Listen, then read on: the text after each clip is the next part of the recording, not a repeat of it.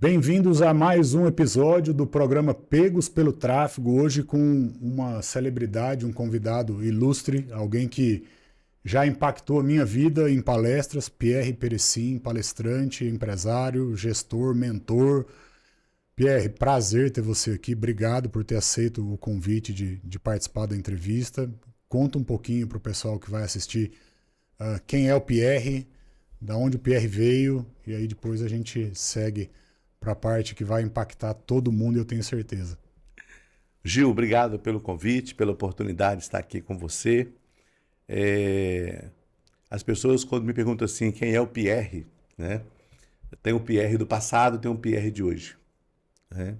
O Pierre do passado é um menino que foi rejeitado no ventre materno pelo pai, um menino que aos 4 anos de idade ficou órfão de mãe e que não entendia o que era morte. Então, eu me sentia já rejeitado pelo pai aos 4 anos de idade. Minha mãe morre, eu começo a me sentir rejeitado pela minha mãe, porque na minha cabeça ela tinha fugido. Tudo que me restou foram 5 meninas, irmãs. Minha mãe teve 7 filhos, cada filho com um homem diferente.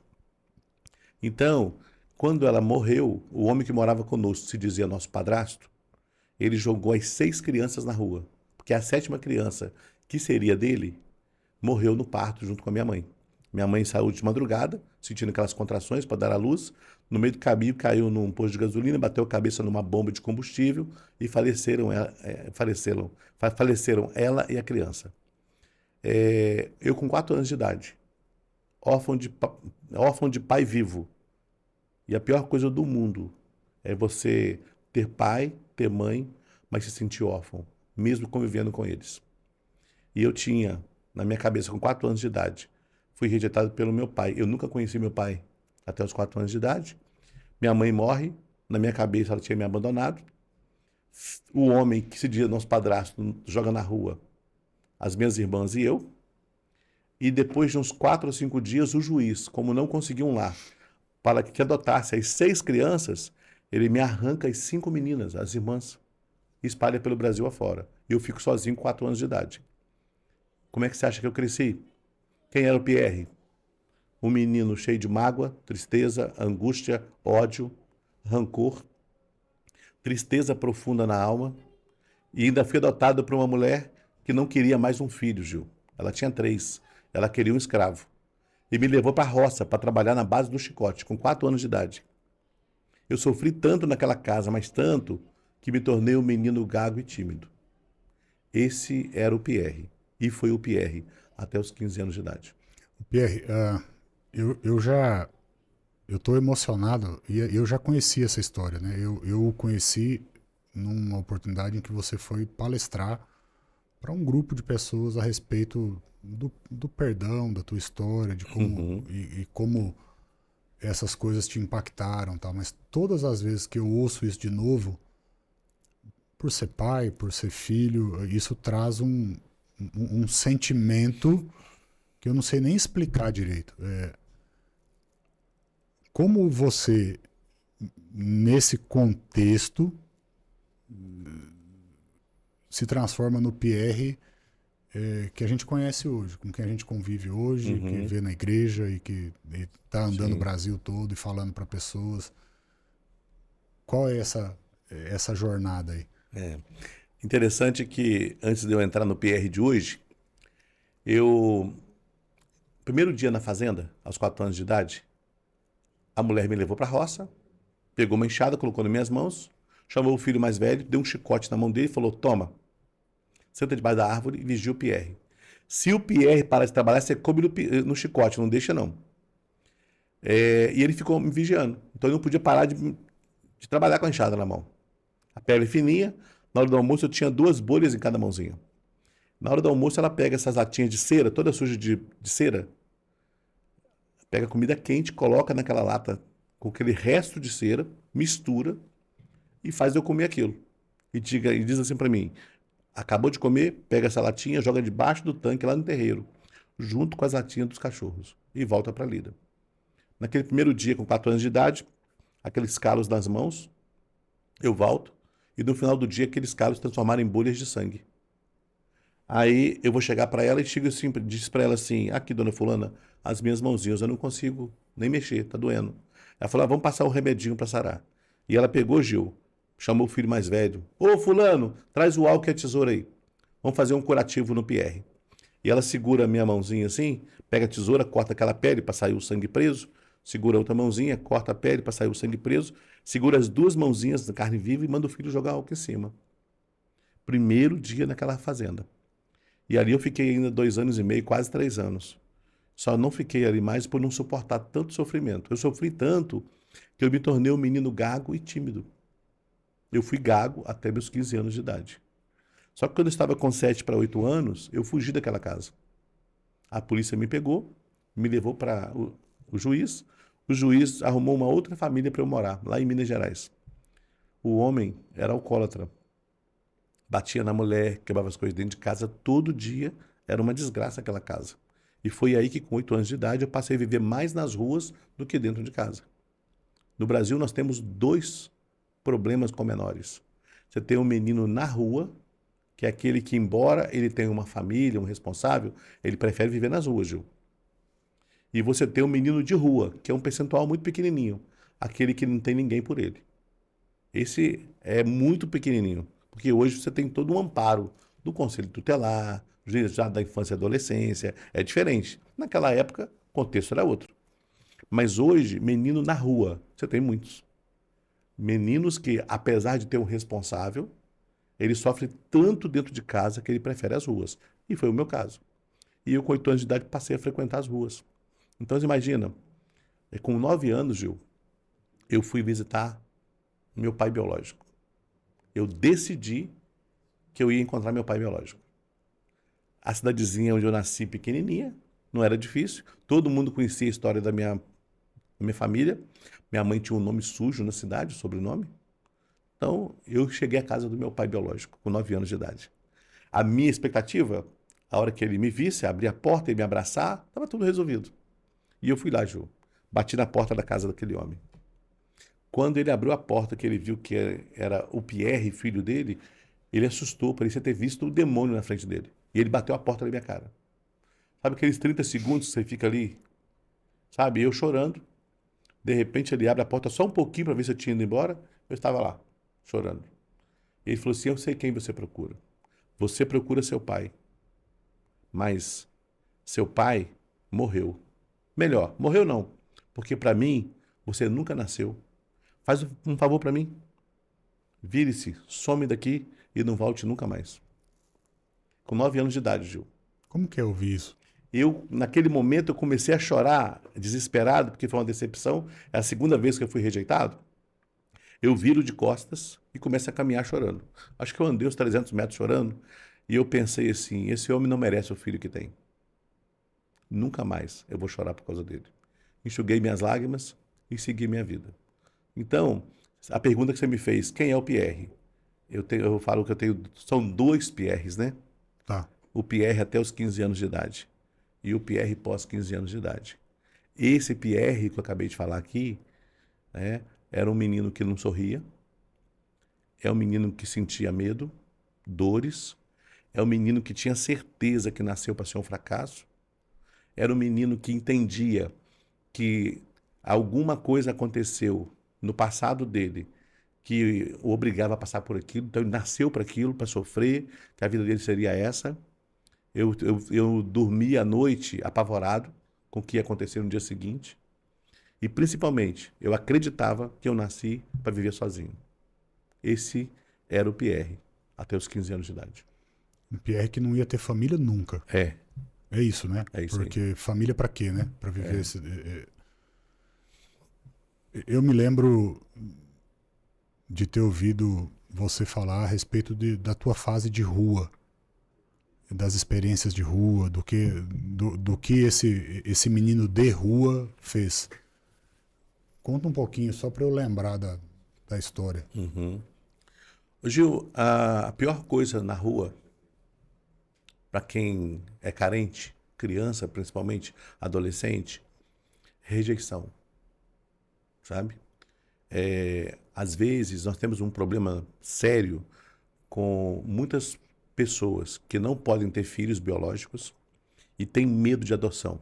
Tá aí um tema para a gente discutir em outro momento. Tem muitas pessoas que preferem adotar um cachorro do que adotar um ser humano, uma criança. Nada contra o cachorro, pelo contrário. Devem ser adotados, devem ser acolhidos. Mas nós temos muitas crianças precisando de um lar. Qual é a dificuldade? Medo de eu adoto uma criança, essa criança cresce, fica rebelde, amanhã me abandona, né? E eu vivi troca de família. A pior coisa para uma criança é você sair de uma casa, ter que morar com outra pessoa, depois vai para outra casa, outra pessoa. A rejeição é uma das piores dores de um ser humano. E não é só criança, não. Eu conheço muitos empresários que ganham dinheiro, mas sofrem se sentindo rejeitados. E eu trabalho isso hoje. Então, quando eu era criança, e às vezes a gente ia pedir esmola nas ruas, para uma mãe passando com uma criança pequena, e a mãe dizia assim, tá vendo? Se você não se comportar, vai ficar igual isso aí. Porque eu vou jogar você na rua, você vai ter que dormir na rua igual ele dorme. Olha aí. Quantas vezes nós fomos destratados por homens que poderiam nos acolher?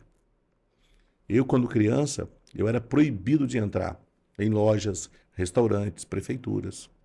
Hoje eu faço mentoria de prefeitos, secretários municipais, de grandes empresários nesse país. Então, naquela época, a minha história de vida era querer comer, mas as pessoas nem se dão a oportunidade de comer. Quantas vezes eu passava num restaurante, as pessoas estavam jogando o resto de comida na latinha e eu pegava aqueles restos de frango assado que a pessoa acabou de comer para comer o que sobrou no osso. Às vezes a gente fala isso, eu falo isso sem nenhum problema, porque corta o meu coração em ver hoje pessoas revirando lixo para poder comer alguma coisa.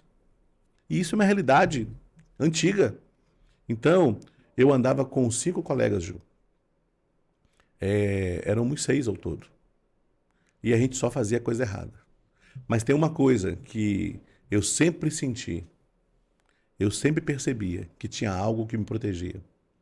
Eu nunca tive maldade no meu coração, de querer machucar as pessoas, de querer ferir as pessoas. Eu lembro, Gil, que uma das discussões que eu tinha com meus colegas é que eles, quando nós éramos rejeitados, pedimos um trocado e éramos humilhados, meus colegas diziam assim, quando eu crescer, eu vou matar esse desgraçado. Quando eu crescer, eu vou me vingar. E eu dizia assim, quando eu crescer, eu vou ter família.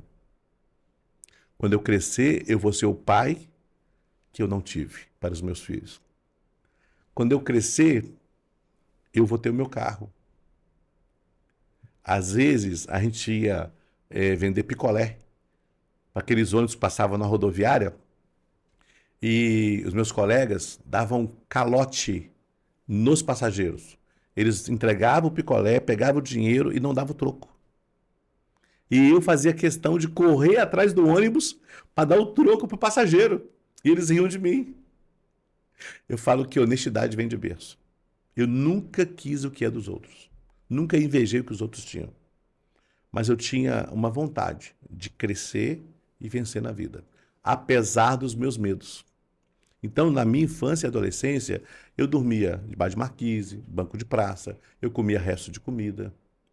E eu tinha um diferencial com relação aos colegas de rua que andavam comigo. Eles tinham certeza que eles iam crescer e apavorar os outros, ameaçar os outros, matar os outros. E eu tinha uma convicção, eu vou crescer, eu vou ter família. Meu maior sonho, Gil, era ter família. Para mim, se eu tivesse a minha família, já era o bastante. E eu sempre sonhei em ter família e ter amigos. Porque essas amizades que o pessoal fala aí fora, para mim, amigo que te leva para fazer coisa errada, amigo que te leva para fazer parcerias, para te derrubar, não é amigo. Então, a minha infância foi muito em cima disso. Como você saiu desse cenário, Pê? Na verdade, eu falei com você que eu sempre me senti protegido por alguma coisa, né? Uhum. Eu, até os meus 15 anos de idade, eu não acreditava em Deus. Tá. Porque para mim Deus era utopia. Aos domingos, eu ia pedir esmola nas igrejas, eu com 8, 9 anos de idade. E quando eu chegava domingo de manhã, a igreja que mais tinha gente era a igreja católica. Eu ia para a porta da igreja pedir esmola. À noite, na cidade, a igreja que mais tinha gente era uma igreja evangélica. Eu ia pedir esmola na porta da igreja. Nunca entrei, nem na missa, nem na igreja evangélica. Meu negócio era ganhar meus trocados.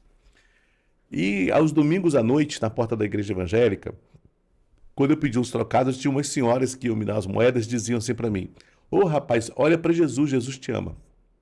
Deus tem um plano para sua vida. Gil, eu tinha horror de ouvir essa frase, Jesus te ama. Porque eu pensava assim, que amor é esse? Não tá vendo onde eu tô? Não fazia sentido para mim. Mas entre passar fome e ouvir aquela baboseira, eu pensava assim, é melhor ouvir essa besteira do que passar fome. Só que eu passei por isso 3, 4 anos, ouvindo aquilo, sabe? Desde meus 8 anos de idade até 14, 15 anos, ouvindo aquilo todo domingo. E se as pessoas soubessem o poder que é o nome de Jesus, elas diriam todos os dias, na porta do supermercado, no caixa, no posto de gasolina, na farmácia, no aeroporto, dizia para as pessoas, Jesus te ama. Porque há um momento na vida do ser humano que só vai restar Jesus. Você vai se sentir sozinho, abandonado. Você pode ter dinheiro, você pode ter nome, você pode ter fama. Haverá um momento na sua vida que vai ser você e ele. Momento de enfermidade, momento de lutas. E eu fui, sabe, contrário a essa ideia de acreditar em Deus, até os 15 anos. Aos 15 anos de idade, eu e mais 5 colegas fomos assaltar um supermercado. E quando nós chegamos lá de madrugada, fomos colocar o pé de cabra na porta de aço para suspender a porta, alguém havia denunciado para a polícia que um grupo de adolescentes iria assaltar o supermercado. E havia um cerco ali de policiais. Éramos 6, 2 fugiram, 4 foram presos. E eu fui preso junto com mais 3 adolescentes. Nos levaram para um fórum da cidade, uma sala pequena, e a porta era uma porta muito simplesinha de compensado. Naquela madrugada, meus colegas começaram a brigar entre si. Foi sua mãe que denunciou, foi seu irmão, foi sua namorada, e eles arrombaram a porta e fugiram. E eu fugi também. Fui me esconder numa favela, lá na cidade. Uma favela perigosa, que nem polícia entrava lá. E naquele esconderijo eu fiquei acho que uns 3, 4 dias. E uma senhora que educou a minha irmã, desde que a minha mãe morreu, ela ficou sabendo que no dia seguinte a rádio anunciou que um grupo de adolescentes foi preso e tal, e deu o nome dos adolescentes. E que os adolescentes tinham fugido, tinham ido se esconder. Essa senhora, ela saiu da cidade dela, que era Juiz de Fora, e foi até a cidade onde estava escondido, que era Leopoldina, Minas Gerais. Essa senhora entrou lá na favela, de barraco em barraco, até me encontrar. E essa senhora disse para mim, ela falou, olha, ou você vai comigo agora para Juiz de Fora, vai trabalhar, vai lutar, para que um dia você tenha orgulho do seu nome. Ou eu vou te levar agora para FEBEM Cataguases. O meu veredito estava prescrito já há mais de 3 anos. O juiz já tinha dado a sentença de que eu tinha que ir para FEBEM Cataguases. E na hora eu falei para ela assim, não, eu vou com a senhora para Juiz de Fora. E ela falou assim, então vamos lá no juiz, que eu não quero que você saia daqui fugido, porque um dia você vai voltar aqui de cabeça erguida. Então vamos lá. Eu falei, eu não vou no juiz. Ele tá doido para me pegar? Vai me levar para FEBEM? Ela falou assim, não, ele é amigo da minha família, eu vou conversar com ele, eu vou me responsabilizar por todos os seus atos até 18 anos. Eu falo, Gil, que Deus sempre coloca anjos em nosso caminho. E aquela senhora, dona Nair, ela foi um anjo que Deus enviou da minha vida. Ela educou minha irmã, desde que a minha mãe morreu. E a dona Nair foi a única pessoa que eu respeitei na vida. Porque era uma pessoa que era rígida, brava, mas era uma pessoa amorosa. E ela era irmã da pessoa que deveria ser minha mãe, cuidar de mim. Que não conseguiu cuidar porque o marido batia, ela sofria muito. E ela deixou ficar à vontade nas ruas porque ela não queria que eu apanhasse dentro de casa. Uhum. Essa mulher, Gil, dona Nair, ela foi uma bênção de Deus na minha vida. Ela chegou diante do juiz, estava assim, o juiz aí onde você está, eu aqui e ela aqui. E ela falou com ele, falou, doutor, faz o documento que o senhor quiser. Eu vou assinar e vou levar o Pierre para Juiz de Fora comigo. A partir de hoje eu serei a mãe dele. Meus filhos serão seus irmãos. E o juiz virou para ela e falou assim, ô Nair, você ficou doida? Isso aí é um câncer da sociedade. Você vai desgraçar a sua vida. Vai ensinar seus filhos a se drogarem, a roubar. Não faça isso. Você ficou maluca. E ela colocou a mão no meu ombro e falou assim, doutor, eu amo esse rapaz. Eu amo o Pierre e tenho certeza. Ele vai ser o maior orgulho da minha vida. Eu, com 15 anos de idade, eu nunca havia ouvido alguém dizer, Pierre, eu te amo. E o juiz que deveria se preocupar em me defender, arrumar um lar para mim, ele diz para ela, isso aí é um câncer da sociedade. Vai desgraçar a sua vida. E aquela mulher simplesmente sorriu para ele e disse, doutor, eu amo esse rapaz. Ele vai ser o maior orgulho da minha vida.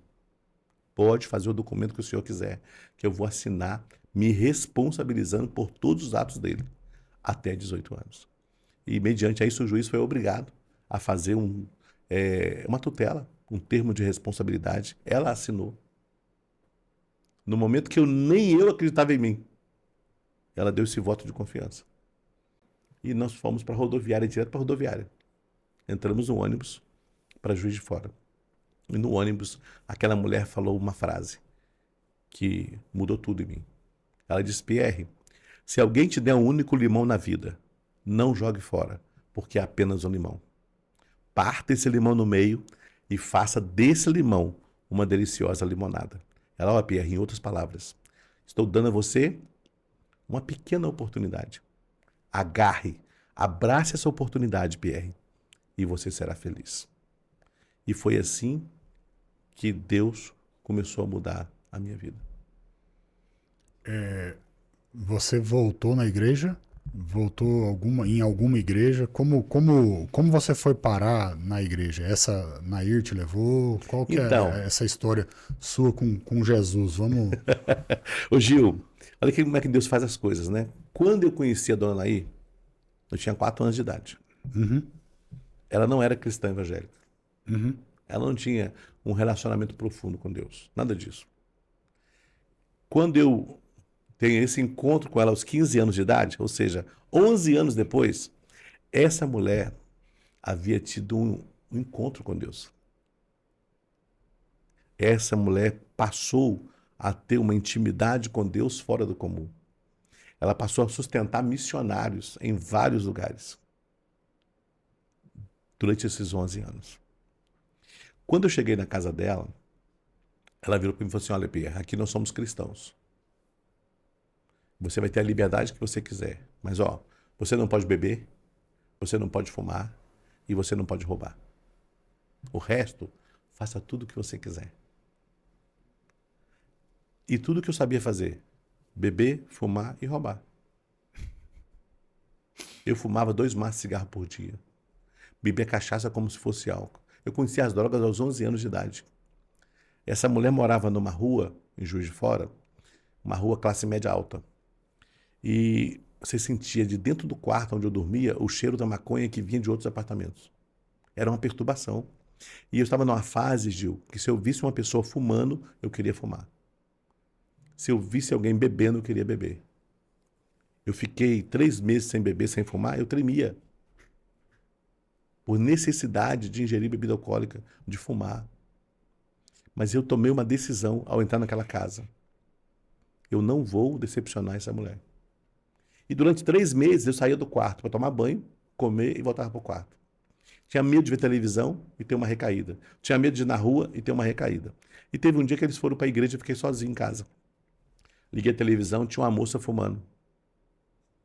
Aquilo me deu uma vontade louca de fumar. 90 dias sem pôr um cigarro na boca. Aquilo me deu um desespero. Eu era magrelo, cabeludo, eu tinha cabelo comprido.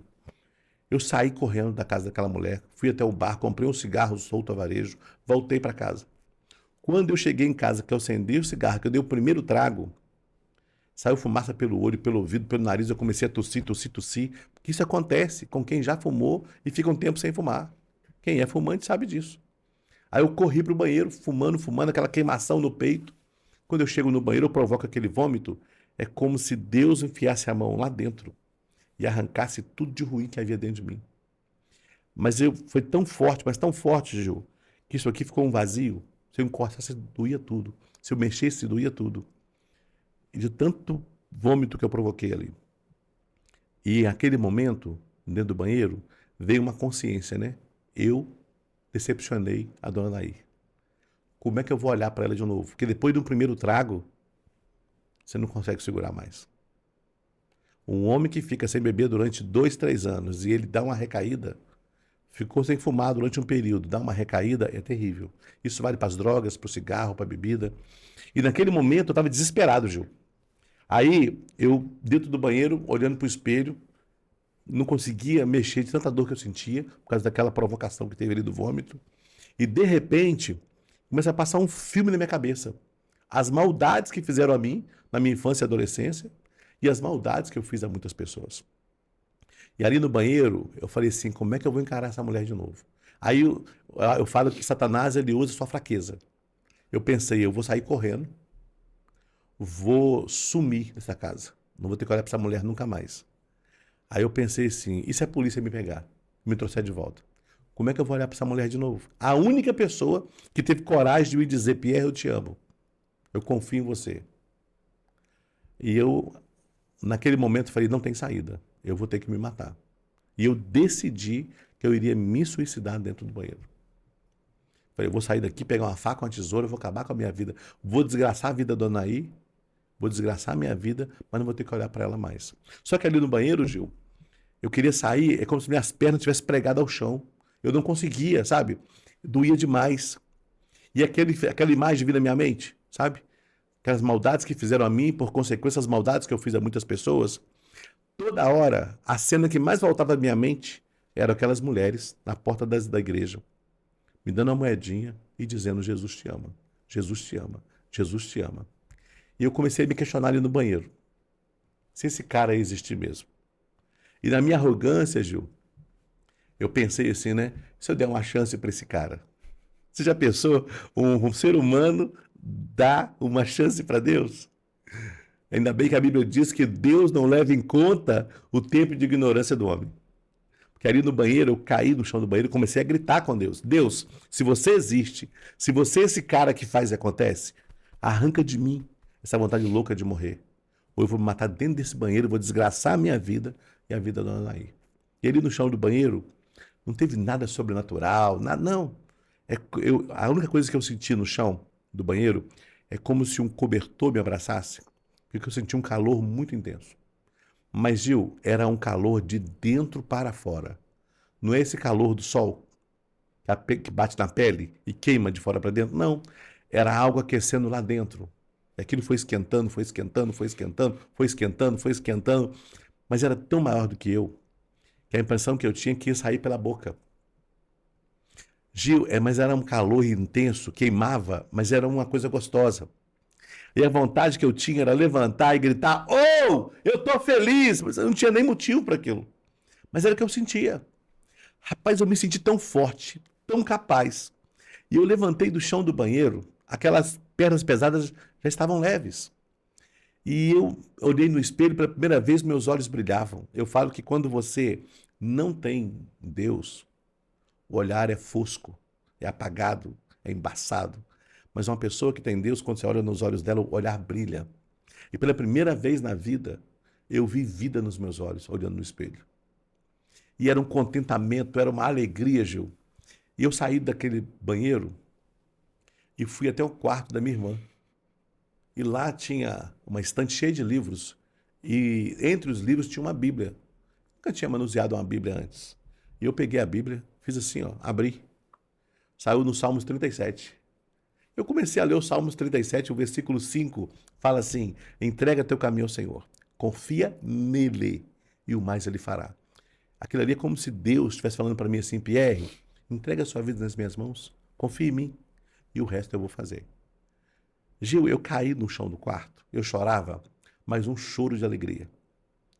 Eu nunca havia chorado de alegria, mas era um negócio tão gostoso que eu comecei a chorar de alegria. E eu dizia assim, eu fiz uma oração muito breve para Deus, assim, Deus, não sei rezar, eu não sei orar, eu não sei falar contigo. Mas aqui diz que eu tenho que entregar minha vida nas tuas mãos. Olha, Deus, eu não sei como é que é isso, mas eu te entrego. Eu te entrego a minha vida porque essa vontade louca de viver só pode vir de alguém muito superior a mim. E já que você existe, eu quero te pedir 3 coisas, Deus. Eu quero ter família, eu quero ter amigos e um dia eu quero ter orgulho do meu nome. Eu quero limpar o nome da minha família. Se o Senhor me der essas 3 coisas, Deus, eu não quero mais nada nessa vida. E foi aí, Gil. O teu Eu encontro, comecei... o teu encontro começa aí. E eu saí dali disposto a conhecer Deus. Esse Deus desconhecido que eu experimentei ali. E comecei a ler a Bíblia escondido. Só que eu lia e não entendia. Eu fui em tudo quanto é religião que você puder imaginar, procurando uma forma de ensinarem a Bíblia. Um dia eu entrei numa igreja evangélica e eu vi lá um homem de gravata, terno. Ele lia um versículo e explicava, lia um versículo e explicava. Falei, eu quero isso para minha vida. Eu tive essa experiência numa igreja batista em Paulínia, É? Pastor João. Foi a única vez, ou a primeira vez que alguém explicava as histórias da Bíblia de um jeito que eu conseguia entender. Foi o meu caso. Tanto é que hoje a minha graduação, meu curso superior, é em teologia. Porque eu queria conhecer esse Deus. Porque se ele existe, eu quero ter uma experiência com ele. E eu fui fazer faculdade de teologia, meu curso superior em teologia, para conhecer Deus. E me apaixonei por ele. Como vocês... Eu conheço você, família, filho e tal. Como vocês vieram parar em Campinas? Legal. Eu sou mineiro, né? Aham. Nasci em Bicas, Minas Gerais, uma cidade pequenininha, perto de Juiz de Fora, né? De lá eu fui morar em Leopoldina, onde eu fui menino de rua, e caí em Juiz de Fora por causa da dona Naí, Uhum. que me resgatou. A minha vida da juventude, casei, tudo em Juiz de Fora. Tá. E lá em Juiz de Fora, eu cresci muito, né? Você imagina, uma outra hora a gente pode contar a história, mas eu gago para começar a vencer na vida. É uma luta, é uma luta. E eu fui trabalhar como vendedor de calçado, ainda gago. Então, em Juiz de Fora, eu construí minha vida. Conheci minha esposa, me casei, né? Lá, realmente, eu publicamente manifestei Cristo dentro de uma igreja, né? Me batizei, me tornei liderança da igreja evangélica no estado de Minas. E eu tinha muito desejo de ajudar as pessoas. E na minha cabeça era a igreja uma oportunidade, o poder público uma oportunidade. Me tornei gerente comercial muito cedo, por conta do meu sucesso, né? O ex-gaguinho, que agora vende. Então, eu fui para o comércio, cresci no comércio, fiz sucesso no comércio. E depois de 1996, o prefeito eleito da cidade, ele me convidou para ser assessor pessoal dele. Tá. E eu fui trabalhar 8 anos no governo. Dentro desse período do governo, eu comecei a dar palestra de graça para algumas lojas, alguns amigos, pela expertise que eu fui criando ali naquele mundo ali comercial. E eu comecei a cultivar um sonho. Quando terminar o governo, depois de 8 anos no governo, eu vou viajar ao Brasil, falando da minha história de vida, dando treinamento. Foi aí que começaram a surgir as coisas. Tive a oportunidade de conhecer uma cidade aqui na região de Campinas, Jaguariúna. Lá tinha uma igreja batista, e eles me convidaram para ser pastor desta igreja, na época. Uma igreja que nunca passou de 40, 45 membros na história dela. Uhum. E eu fiz um projeto para 10 anos para aquela igreja. Eu vim para cá com a família, sem conhecer nada na região. Eu conhecia muito Sumaré, que eu vinha dar palestra aqui direto em Sumaré, mas não conhecia mais nada. E o projeto de 10 anos que eu fiz para Jaguariúna, nós conseguimos realizar em 2 anos. Nesses 2 anos, terminei ali o que eu queria em 10 anos, passei o comando da igreja, e nós mudamos para Campinas por uma oportunidade de entender que daqui eu poderia viajar ao Brasil com mais facilidade e atender os projetos que Deus tinha colocado no meu coração. Foi assim que nós viemos parar em Campinas.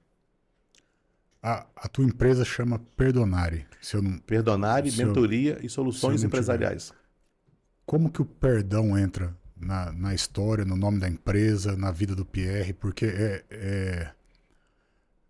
todas as oportunidades que eu tenho de falar a respeito de perdão, eu uso exemplos que eu ouvi com você, que eu ouvi com o pastor Aguiar, Uhum, coisas da minha história de conversão e coisas que as maneiras que eu tive que tratar perdão, né? E não tem como andar com Jesus sem entender perdão. Isso, Sim. para mim, hoje é algo simples, Aham. é uma conta. Quer ficar aqui, precisa entender isso aqui. Sim. Como que o perdão entra na tua história e vira o nome do teu negócio, da tua empresa? É legal. Aliás, perdonare é perdão italiano, Aham, né? É, perdão vem do latim. Per mais donare. É a junção do per e donare, que significa perdoar por completo. Perdão só é perdão se você doar por completo. Por isso, perdonare, que é o nome da empresa, Perdonare Mentoria e Soluções Empresariais. Bom, eu entreguei minha vida para Jesus ali naquele quarto uhum, e falei, não vou morrer, eu quero viver, né?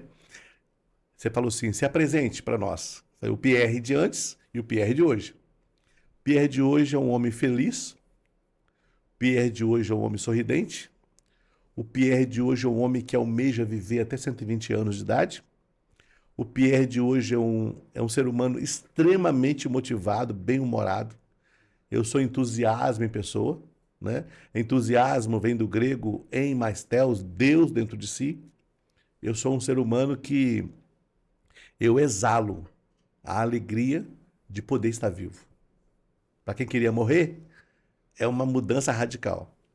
E quando eu saí do banheiro e decidi lutar pela vida, eu perguntei para Deus, Deus, como é que eu vou fazer para vencer nesse mundo gago e tímido? Eu era gago e era tímido. Eu jamais me imaginei estar aqui diante do microfone falando com uma pessoa, né, de coisas tão particulares. E eu comecei a me questionar, como é que eu vou fazer para virar essa chave? E eu comecei para a igreja. Aliás, aqui, ó, vai um recado para você que é cristão e talvez é um cristão que vive uma mentira. Tem muitos cristãos, Gil, dentro da igreja, que vivem uma mentira. E eu aprendi muito cedo na vida cristã. A mentira escraviza você. A verdade te liberta. Eu fui para a igreja, mas eu levei comigo os meus medos, as minhas angústias. Eu levei comigo os meus traumas, as minhas dores do passado.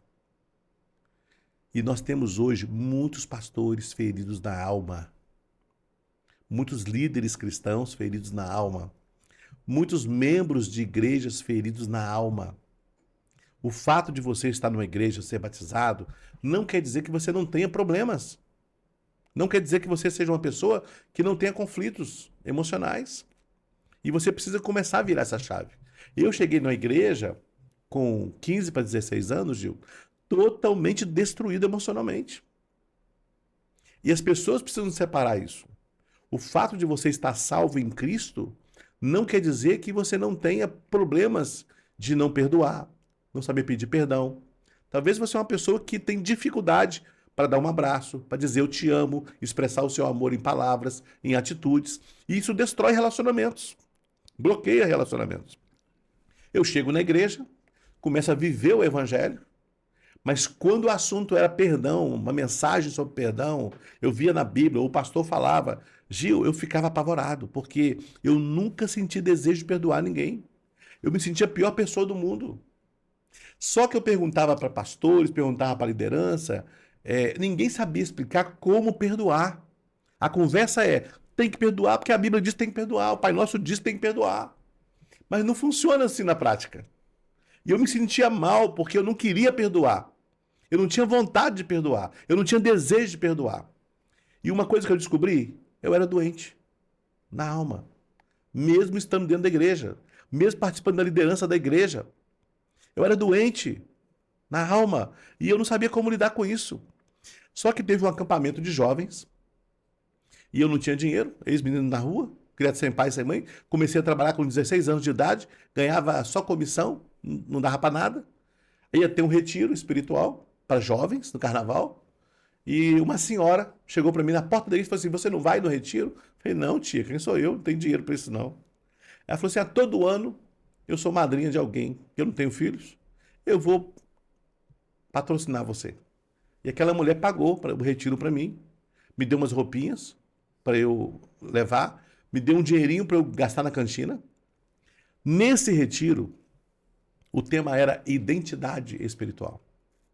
Eram 4 mensagens de um único homem, Jonatas Benevenuti, um subtenente da Polícia Militar do Rio de Janeiro, falando lá em Minas Gerais. Gil, eu morria de vergonha de falar da minha história.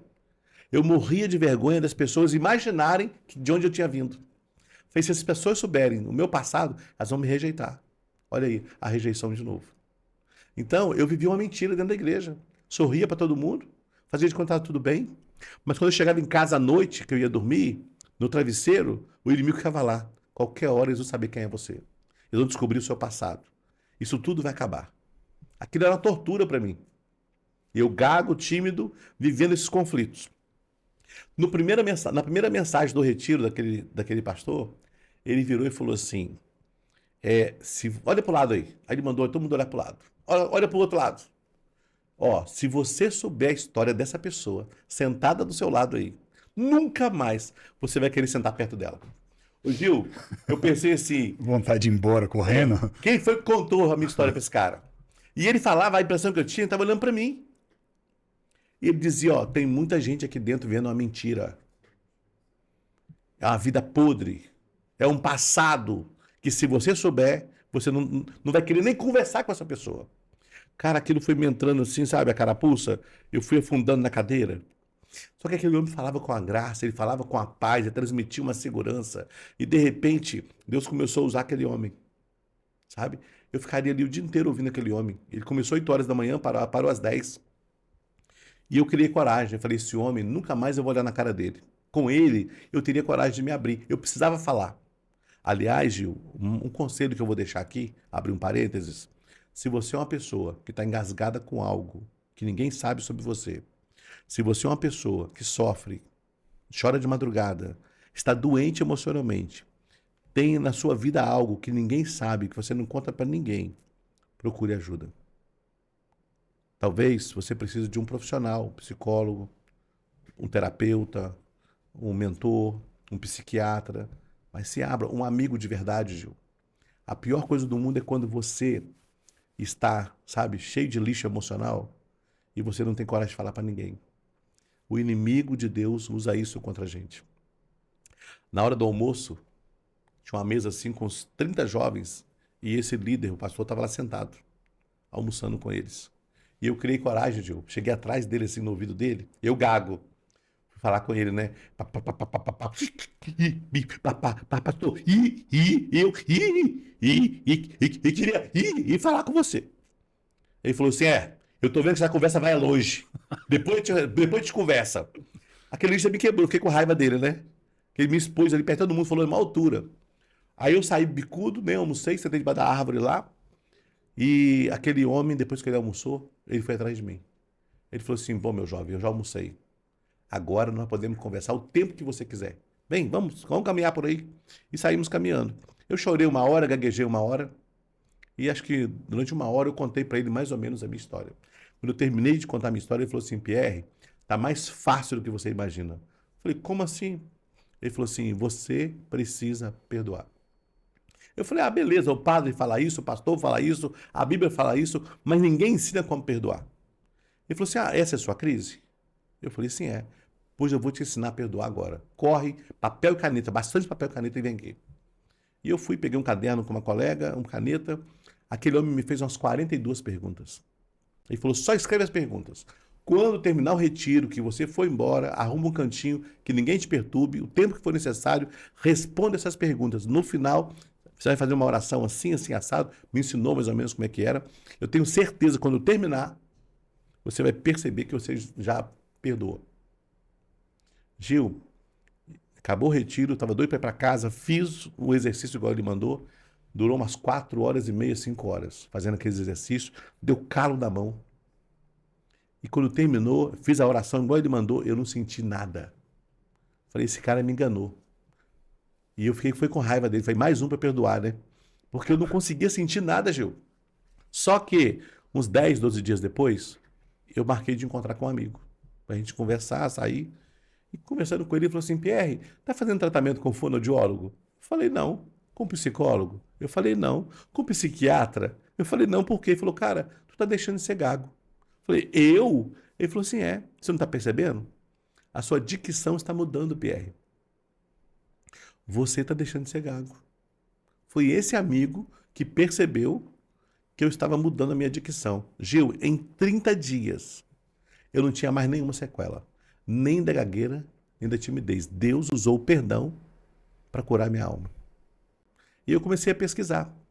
Perdão vem do latim. Per mais donare. Perdonare. Significa doar por completo. E eu comecei a cultivar um sonho. Um dia eu vou ter uma empresa. Vai chamar Perdonare. E eu vou trabalhar e vou ajudar outras pessoas a superarem seus medos, seus traumas. E foi aí que nasceu o desejo de um dia ter uma empresa. Pierre, qual a relação do homem de negócio com perdão? Assim, como que você... Fiquei curioso mesmo, assim, como que você aplica perdão em negócio? Como levar a filosofia aí do perdão para dentro da vida de um empreendedor? Ô Gil, aquele homem, aquele pastor, eu tinha 16 anos de idade. Ele disse para mim assim, Pierre, você é bonito, você é inteligente, tu vai ganhar dinheiro nessa vida, mas você nunca vai ser feliz. Eu falei, por quê, pastor? Você tem muito ódio, muito rancor, muita mágoa guardada dentro de você. Então, você vai correr para ganhar dinheiro, fazer sucesso, mas você nunca vai encontrar felicidade. Você precisa perdoar. Eu trabalho com 90% dos meus clientes em empresas familiares. Tá. Em vários estados brasileiros. Trabalho com prefeitos, secretários municipais, atendo casais, atendo profissionais liberais, pastores, líderes cristãos. E qual é a conclusão que nós chegamos? A felicidade é algo que independe da sua posição social. Eu tenho gente desempregada, infeliz. E tenho bilionários infelizes. Eu tenho gente que não tem dinheiro nenhum se suicidando. E tenho bilionários se suicidando. Tem ateus se suicidando. E tem pastores e padres se suicidando. Aonde está o segredo? Está na alma. Qual é a relação hoje que existe entre um empresário ou um profissional, um gestor empresarial? Eu atendo hoje distribuidoras, atendo indústria, atendo escola, faculdade. O que a gente percebe hoje? O grande problema, Gil, eu falo que pessoas felizes produzem mais e melhores resultados. Vou repetir. Pessoas felizes produzem mais e melhores resultados. O fato de você ter sucesso nos negócios, para ganhar dinheiro, não quer dizer que você é feliz. Tem gente que quer ganhar dinheiro para esfregar na cara do outro, que ele é capaz. É verdade. Tem pessoas que constroem patrimônios maravilhosos, sabe? Se tornam pessoas arrogantes, porque estão feridos na alma. Uma coisa que eu tenho percebido, muitos empresários que ganham dinheiro são as piores pessoas dentro de suas próprias empresas. Machucam esposa ou marido, machucam os filhos. Eles humilham as outras pessoas. Pessoas machucadas, feridas na alma. Então, veja bem, você pode ganhar dinheiro. Você pode comprar. Aliás, para mim, teria que ter um dia só para falar de sucesso, né? Porque ter dinheiro, ter família, ter poder, ter fama, para mim não é sucesso. Sucesso é algo de dentro para fora. Você pode conquistar o mundo inteiro, mas se você lá dentro não se sentir feliz com isso, recompensado por isso, satisfeito por isso, isso não é sucesso. Família. Eu posso casar, ter filhos hoje, e posso perder amanhã no acidente de carro.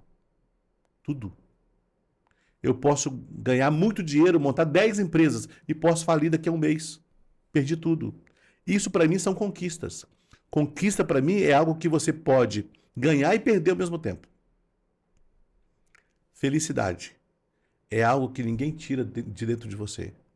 Um homem que é feliz, ele pode perder tudo financeiramente, mas ele vai reconstruir tudo novamente. Um homem bem-sucedido é aquele que se satisfaz com o pouco que ele já conquistou. Então, eu sou bem-sucedido em família. Eu tenho uma esposa maravilhosa, fiz agora 35 anos de casado. Eu tenho um filho, já é casado, né? Tenho uma filha, que vai fazer 18 anos agora. E eu falo, a maior riqueza que eu tenho é a minha família. E me alegro por isso. Eu poderia ter minha família, mas ser um homem rancoroso, cheio de mágoa, tristeza, angústia. Então a família para mim perdeu o sentido. Você tem homens aí que tem mulher, filhos e tem um monte de diamante lá fora. Está procurando o quê? Justificar o quê para os outros? Ou para ele? Entende, Gil? Empresas. Eu tenho aí clientes que querem conquistar, mas são homens feridos na alma, machucados. Gil, o segredo da vida está dentro de nós, não é dinheiro. Se você resolver os seus conflitos pessoais, estou falando para você que é empresária, para você que é empresário, põe isso na sua cabeça. Quando você cresceu, porque Deus não criou você, Gil, com defeito. Deus não criou você com defeitos. Põe isso na sua mente. Deus criou você, um ser humano lindo e maravilhoso. Você é a pessoa que você é hoje, ou porque você destruiu a sua vida, ou deu permissão para alguém destruir sua vida. Gil, o que acontece hoje com o ser humano? Tem um escritor que eu amo, chamado Napoleão Hill. Hill, ele tem uma tese muito legal, que acho que todo ser humano deveria ler um pouco sobre isso, que ele fala sobre hereditariedade social. É muito interessante. Por exemplo, você tem uma filha e você deixa com a babá ou deixa com a vovó. Ou a esposa vai tomando conta da criança. Mas se a pessoa está tomando conta dessa criança de um aninho e meio, 2 aninhos, essa pessoa tem medo de barata. Toda vez que aparece uma barata, aquela cuidadora vira para a criança, olha a barata, corre, corre, corre. Aquela criança não sabe o que é barata. Mas na cabeça daquela criança, a barata é bicho do mal. E ela cresce com medo da barata. Se a pessoa que é a cuidadora da criança tem medo de chuva, começa a relampear, corre, corre, a chuva, chuva, chuva, tá relampeando, corre, corre. A criança cresce com medo da chuva. E ela vai herdando esse medo da primeira cuidadora. Os primeiros anos são fundamentais na formação do nosso caráter, da nossa personalidade. Então, muitos seres humanos que têm hoje conquistas maravilhosas financeiramente são seres humanos que cresceram machucados. Uma mãe mal-humorada pode fazer uma criança mal-humorada. Porque ela passa isso, ela ensina isso para a criança. Eu falo que mau humor pega. É verdade, é terrível. Se você, Gil, começar a conviver com uma pessoa que vê defeito em tudo, você vai começar a ver defeito em tudo. Se você começar a caminhar com uma pessoa que reclama de tudo, daqui a pouco você vai começar a reclamar de tudo. Se você começar a andar com uma pessoa que só fala palavrão, daqui a pouco você está falando palavrão. Eu tive um cliente, para cada 10 palavras que ele falava, era um palavrão. E aquilo me incomodava demais. Eu estava começando a parceria com ele e eu não tinha liberdade com ele. E depois de 6 meses trabalhando com ele, nós fomos almoçar e eu disse para ele, fulano, eu quero te dizer que esse é o último mês que eu vou ter o prazer de ser o seu mentor. A partir do mês que vem, nós não temos mais nenhum compromisso. Ele falou, por quê? Eu falei, não, porque eu quero pegar outros clientes novos, você tem uma carga horária muito grande, a sua empresa comigo, e eu não estou feliz trabalhando na sua empresa. Ele falou, mas por quê? Eu falei, rapaz, você é a pessoa mais importante dentro da sua empresa. E tem uma coisa em você que não condiz com a minha ética, com a minha moral. Ele falou, Deus me livre, eu estou até assustado. O que é isso? Eu falei, você é um homem que fala palavrão para tudo. Com a sua esposa, com seus filhos, com seus funcionários. Eu acho desrespeitoso, vergonhoso, Um homem que tem o que você tem, que conquistou o que você conquistou, e você precisa falar palavrão. Você é um homem que perde o controle emocional. E eu não consigo conviver com alguém que só fala palavrão. Aí ele falou assim, nossa, Pierre, ninguém nunca me falou isso. Depois eu estou te dizendo. E vou te dizer uma coisa. Você vai perder sua esposa, vai perder seus filhos. E os melhores colaboradores que você tem, eles vão embora. Porque quem é bom, profissional, não fica desempregado. Você vai ficar na empresa com o resto de funcionários. Gente que tem medo de sair, sabe que não tem competência. É o que vai sobrar para você. E eu não quero fazer parte disso. Ele falou assim, pois eu assumo o compromisso com você de que eu vou mudar isso. Eu não vou falar mais palavrão. Mas você precisa me ajudar. Aí, mas você não vai embora. Eu falei, então vamos fazer um teste, 90 dias. Se eu perceber essa mudança, eu estou com ele já há 6 anos. Nunca mais eu vi um palavrão na boca dele.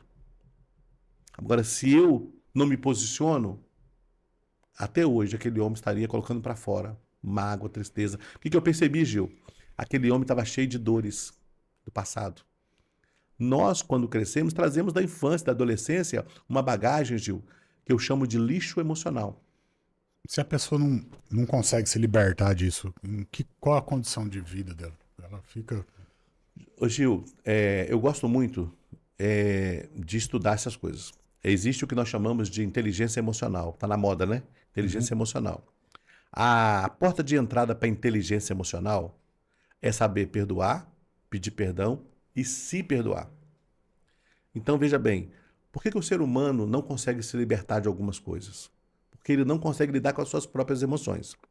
Então, talvez fique mais claro o que eu vou falar aqui. Tem uma escritora americana, ela morreu acho que tem uns 4 anos, doutora Louise Hay. Ela fez uma pesquisa nos Estados Unidos, uma pesquisa científica, e ela comprova nessa pesquisa que pelo menos 99 doenças do corpo humano podem surgir ou serem intensificadas pela falta de perdão. Entre essas doenças, ela cita, eu vou citar aqui 4, que está na moda hoje, né? Que é o que mais está aflorado no mundo. Depressão, ansiedade, síndrome do pânico e o câncer. Por exemplo, o câncer, se for fisiológico, você faz a quimio, a radioterapia, está resolvido. Mas se a raiz do câncer for emocional, dor da alma, quimioterapia, radioterapia não cura dor de alma. Percebe? Então a pessoa trata, tem aquele efeito placebo, daqui a pouquinho o câncer volta. O certo é, uma pessoa diagnosticada com câncer, primeira coisa, tratar o emocional. Porque se você estiver bem emocionalmente, o resultado da quimioterapia, da radioterapia, é 10 vezes melhor. Esse é o segredo. Então veja bem, um empresário que ele está ferido na alma, que ele está machucado, ele pode ganhar dinheiro. Mas tem que tomar uma decisão na empresa. Ele fica com raiva, ele xinga, ele bate na mesa, ele é estúpido, ele é grosso, ele fere pessoas com palavras. Uma pessoa que trata mal a outra está dizendo o quê? Eu estou com tanto lixo emocional dentro de mim que eu não estou aguentando suportar. Existem 2 tipos de ser humano. Aquele que explode toda hora e aquele que nunca explode. Aquele que explode toda hora está jogando o que para fora? Lixo emocional. E interessante, Gil, é que tem uns que falam assim, se eu não falar, eu vou infartar. Ou seja, se eu não jogar em você o meu lixo emocional, eu vou morrer. Só que quando a pessoa explode toda hora e joga esse lixo emocional para fora, está matando o outro, aos poucos.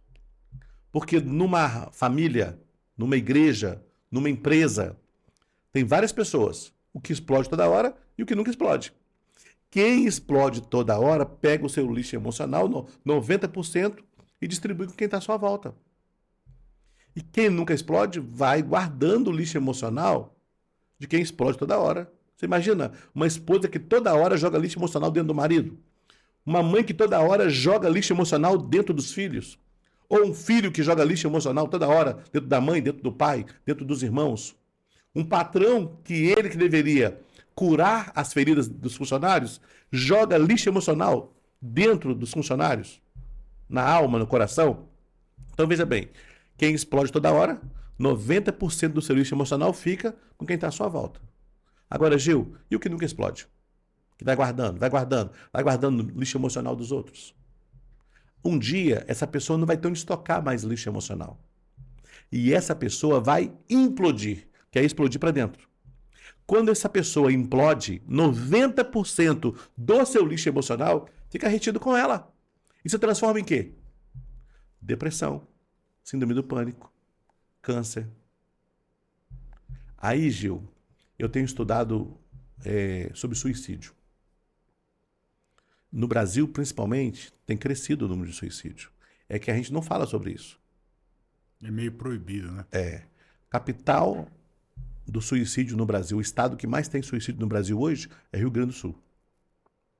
A cidade, proporcionalmente falando, que mais tem suicídio hoje no Brasil, Teresina, Piauí. Então, só que a gente não fala sobre isso. Deveria. Porque isso é muito sério. Eu andei agora, há um mês e meio atrás, pela Alemanha, e nas lojas, é um problema sério em todo mundo, né? Nas lojas de departamento, entre um andar e outro, onde está a escada rolando, eles têm que pôr tela de proteção para as pessoas não pularem lá de cima. Sim. Eu falei de Teresina, o ex-prefeito, Firmino Filho, se você buscar no Google lá, ele terminou o mandato dele no mês de dezembro, saiu de férias, voltou, no mês de fevereiro, foi no 20º andar do prédio que ele trabalhava, pulou lá de cima e suicidou. Ex-prefeito de Teresina. O ano passado, uma jovem, dentro do shopping em Teresina, ela pulou lá de cima, não tinha tela, igual você falou aí, suicidou. Só que isso não é divulgado. E tem muitos casos de suicídio no Brasil. Existe aquele suicídio de impulso, tá? Que eu acho que é um percentual menor. A pessoa, na hora da raiva, não sabe o que fazer, ela suicida. Mas, na verdade, o suicídio é uma construção de pessoas que são sofridas, machucadas, que pode começar com o fato de eu não conseguir me perdoar, que pode começar com o fato de eu não conseguir lidar numa relação com você. Então, eu não consigo me perdoar, eu não consigo perdoar você. Você falou assim, Pierre, qual é a relação disso, do empresário com o perdão? O empresário, se ele quiser ter sucesso de verdade na sua empresa, a primeira coisa que ele precisa fazer, cuidar dele, da família dele, emocionalmente falando. Eu entro nas empresas como mentor, buscando melhores resultados a partir de melhores relacionamentos. As pessoas são cobradas por melhores resultados. Mas eu pergunto para os empresários assim, o que você tem feito para ajudar o seu funcionário? Eu não posso cobrar aquilo que eu não ensinei. Eu não posso cobrar de um colaborador aquilo que eu não dei. Tem um fato interessante em Minas, aconteceu comigo, Gil. Um empresário me liga e disse assim, olha, o Sebrae de Minas indicou você como uma única pessoa que eles conhecem que poderiam me ajudar. E eu queria te conhecer. Peguei o carro, fui em Juiz de Fora. Aí cheguei na empresa, uma empresa linda. Ia fazer 10 anos no ano seguinte, mas a empresa cresceu, uma coisa linda. E aquele empresário, quando eu entrei, ele falou assim, olha, antes de nós conversarmos, eu tenho uma pergunta para te fazer. Dependendo da resposta, nós vamos continuar. Posso fazer pergunta? Falei, pode. Ele virou e falou assim, eu quero ser feliz. Você pode me ajudar? E eu virei para ele e falei assim, eu posso te fazer uma pergunta? Em cima dessa pergunta? Ele falou assim, pode. Eu perguntei para ele, você quer ser feliz? Sabe por quê, Gil? Entre uma pessoa querer ser feliz e precisar ser feliz, existe um abismo. Tem gente que precisa, mas não quer. E eu perguntei para ele, você quer ser feliz? Aquele empresário me disse, eu preciso ser feliz. Ele falou, eu entro aqui de manhã angustiado. Eu venho trabalhar com um coração partido, eu queria ficar na cama. E eu saio daqui destruído todo dia emocionalmente. Eu quero vender essa porcaria, eu quero mandar todo mundo embora, eu quero ir para a roça. Só que ele veio da roça, não tinha nada para conquistar. Ele conquistou e agora queria destruir tudo e voltar para a roça. Eu fiz isso aí já. Já fez, Gil? Eu vendi tudo para ir criar cavalo. Falei, Olha aí. não quero mais mexer com gente, vou mexer com cavalo. Olha aí. Só que daí deu tudo em gente de novo. Gil, é aquele homem, quando eu falei com ele assim, tem um detalhe, eu falei para ele. Você precisa ser feliz, é isso? Ele falou assim, é. Eu falei, entre precisar e querer, existe um abismo. Nem todo mundo que precisa quer. E se você não quer, nem Deus vai te ajudar. Porque Deus respeita o livre-arbítrio. Aquele homem falou assim, não, eu quero. Eu falei, então eu posso te ajudar. Durante um ano, eu fiz a mentoria na empresa dele, com ele, com a esposa e com os líderes da empresa. Um ano depois, no aniversário de 10 anos da empresa, ele fez uma confraternização para os funcionários, familiares dos funcionários.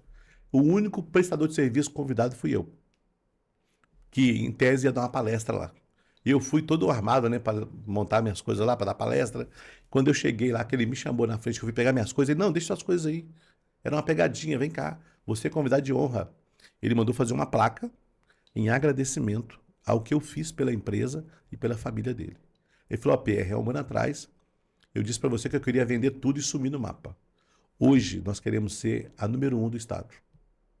Porque hoje nós somos felizes. Somos ou não somos, pessoal? Aí os funcionários levantaram com faixa, cartazes, serpentina, colocaram música, porque ele disse para mim, eu estava doente. Mas se eu estava doente como patrão, imagina meus funcionários. E hoje nós queremos continuar crescendo e ser a número 1 do estado. Então eu falo, pessoas felizes produzem mais e melhores resultados. Se você quer que a sua empresa tenha melhores resultados, trabalhe o emocional dessas pessoas. Ensine a perdoar, pedir perdão. A porta de entrada para a inteligência emocional é eu saber lidar com os meus medos, com os meus traumas. Eu me livrar dessa bagagem espiritual. Sabe? É espiritual. Perdão é espiritual. Se eu não cuidar disso, Gil, eu posso até ganhar dinheiro, eu posso ter uma esposa maravilhosa, eu posso ter filhos maravilhosos. Não vai dar certo. Vira aquele negócio do cara dizendo, quando eu tiver o carro tal, aí eu vou estar feliz. Aí ele vai, monta no carro e não resolveu nada. Antes de pagar, já quer outro carro. É. Gil, me desculpa dar exemplos, mas acho que é importante. Sim, sim. Tem uma cidade de Minas Gerais que eu fui levado por um cliente meu para socorrer um amigo dele. Não vou falar o nome da cidade, porque vai expor a família da pessoa. Mas eu cheguei na cidade no mês de maio daquele ano. E a conversa era a seguinte, o homem tinha 2 supermercados, estava montando a 3ª loja. Ele chegava 4 da manhã na loja dele, saía 10, 11 horas da noite. Levava já a marmita do almoço, já comia ali. Um homem jovem, bonito. Quando eu entrei na loja dele, era 2:30 da tarde. Estava marcado 3 horas. Aquele homem foi me atender 7 da noite. E as pessoas que entravam ali para falar com ele, eu preciso comprar uma tomada. Coisa de R$10, R$12. Ele tinha que assinar. Ah, é porque eu estou precisando buscar pão para o lanche da tarde. Tinha que assinar. Para ele autorizar a padaria dele liberar pão para os funcionários. O outro ia lá, tinha um probleminha de um carro que tinha que arrumar uma peça, tinha que ter autorização dele. Aí, eu ali observando. Levei um livro, estava dentro do livro. O meu cliente que me levou estava lá comigo. A gente estava conversando. 7 da noite ele vai me atender. E eu tenho algumas ferramentas que a gente usa. E eu fiz um diagnóstico de gestão de tempo com ele. Ele respondeu. Saímos de lá quase 10 da noite. E a conversa foi o seguinte, o final da história. Falei, amigo, você está à beira de um infarto. Você precisa de ajuda. Não tem condições de você viver como você está vivendo. Está aqui o resultado do seu teste. Vou te falar uma coisa. Tu vai infartar dentro desse supermercado. Estou vendo a foto ali da sua esposa, 2 filhos pequenos. Que família linda. Qual foi a última vez que você teve um tempo de qualidade com a sua esposa, com seus filhos? Ele falou assim, rapaz, eu saio de casa, meus filhos estão dormindo, eu chego, eles estão dormindo. Eu trabalho de segunda a segunda, mas é uma fase. É a 3ª loja dele.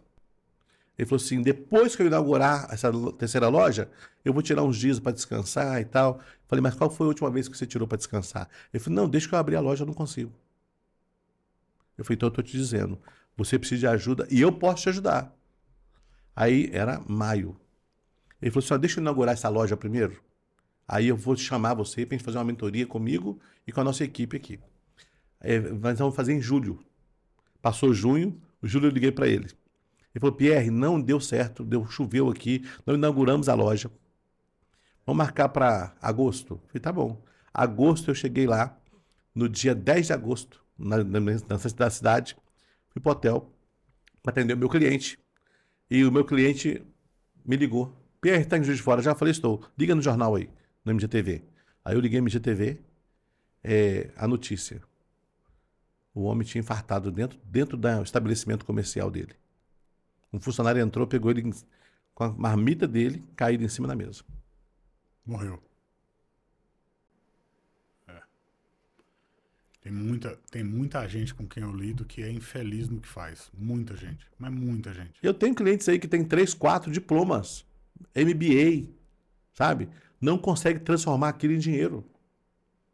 Há uma ferida. E tem outros que ganham muito dinheiro, mas estão podres emocionalmente. Pessoas que não estão satisfeitas com o que ganham. Hoje, se você realmente quer ser feliz, trate a sua alma. Você quer melhores resultados no seu casamento? Quer melhor resultado no relacionamento com seus filhos? Quer melhores resultados financeiros nos seus negócios? Cuide da sua equipe, cuide de você. Pessoas felizes produzem mais e melhores resultados. Pierre, o papo tá muito, muito agradável. Né? Tem muita história sobre perdão que a gente podia trazer e compartilhar. As pessoas precisam ouvir a respeito, pelo menos para provocar elas o incômodo, né? Porque o cara, quando ele tá com problema no perdão, quando ele ouve a respeito, ele já mexe na cadeira. É isso aí.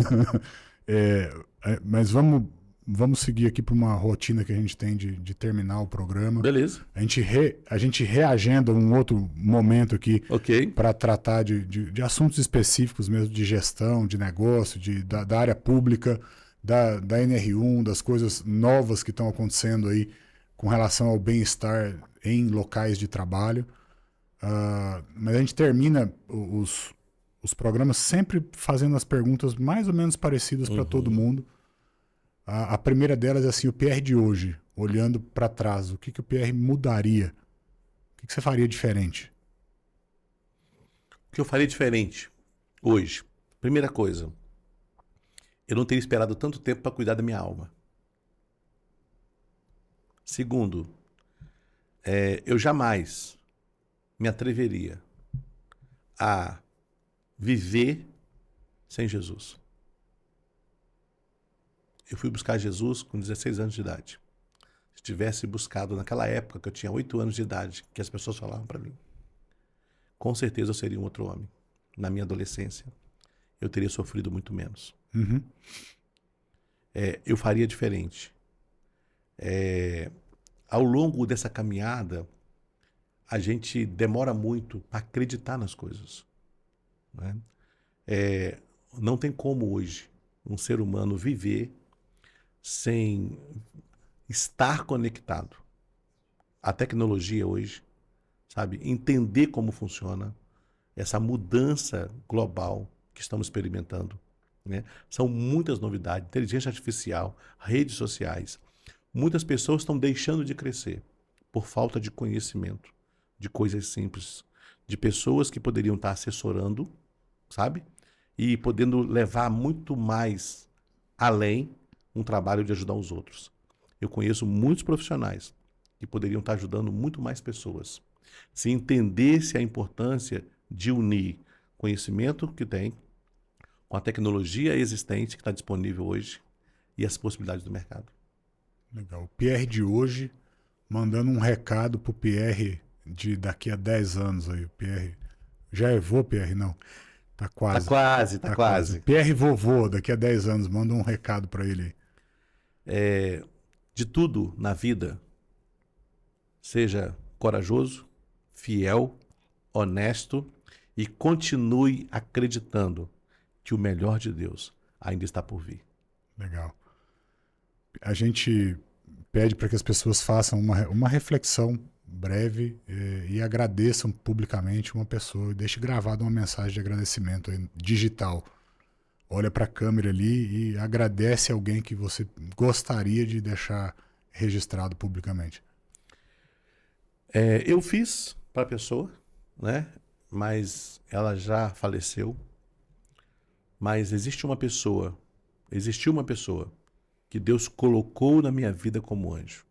Nair de Lourdes Fávero César. A única pessoa que quando eu mesmo não acreditava que eu era capaz. Ela me amou, ela confiou e ela arriscou tudo pela minha vida. E antes dela morrer, eu disse a ela, eu a abracei e disse a ela, muito obrigado pela pessoa incrível que você foi, por tantas vidas que você abençoou. E eu vou viver, eu disse para ela, todos os dias da minha vida para fazer por milhares e milhares de pessoas ao redor do mundo aquilo que você fez por mim. Amar, cuidar e semear na vida dessas pessoas. Show. E a gente termina invertendo a ordem, passando o bastão aí para você, para que você faça uma pergunta. O programa nasceu, vou te explicar um pouquinho da história dele, para ser um programa de marketing digital, de Google Ads, de anúncio e tal. E os primeiros programas, a gente sentava na mesa em 4 pessoas, atendia uma ligação de um ouvinte, e o cara dizia, eu tenho aqui um negócio de fazer esfirra e eu preciso vender. E a gente ligava um cronômetro e em 1 hora a gente mudava a vida da pessoa no digital. Fazia site, rede social, anúncio e botava o telefone do cara para tocar. Legal. A ideia é muito massa. No primeiro, no segundo, no terceiro, depois fica sempre igual, porque Sim. a audiência sabe que aquilo ali vai acontecer em 1 hora. Então a gente fez para uma pessoa que tinha ela cuida de gato. Eu nunca tinha visto isso na vida. Eu falei, não, isso não vai dar certo, cara. Cat sitter. Ela toma conta de gato, leva para casa, leva para passear. Até hoje ela vende. Um outro rapaz que tinha um negócio de caneca, é o nosso fornecedor de caneca até hoje, de personalização de caneca. E o terceiro tinha uma fábrica de esfirra, era exatamente esse o negócio dele. O da fábrica de esfirra, a gente desligou o anúncio dele 3 dias depois de ligar.